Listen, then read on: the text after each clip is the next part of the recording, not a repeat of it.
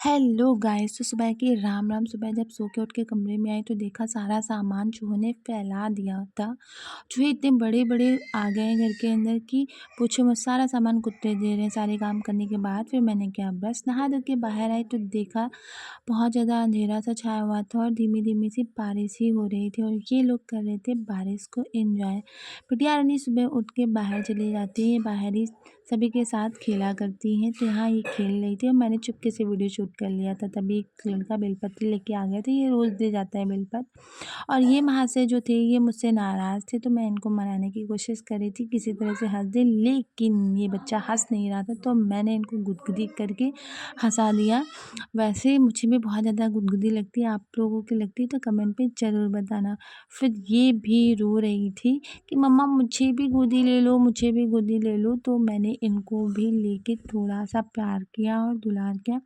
फिर ये अपने बड़े पापा के साथ कराने लगी थी पूजा।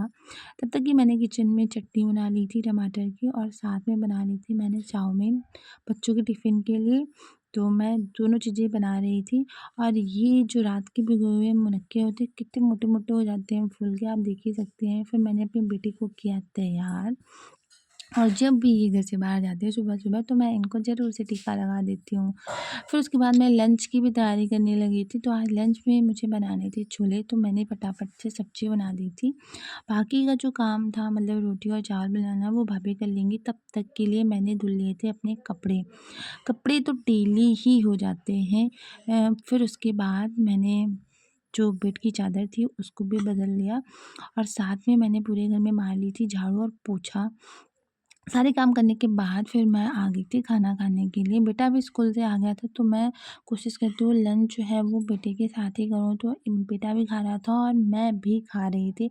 मेरे घर पे किसी न किसी बात पे चर्चा तो होती ही रहती है। मैं बात भी कर रही थी और साथ में खाने को भी एंजॉय कर रही थी। और ये मैंने पहनी हरी-हरी सी चूड़ियाँ, सावन में हरी-हरी चूड़ियाँ बहुत प्यारी लगती हैं तो मैंने भी पहन ली।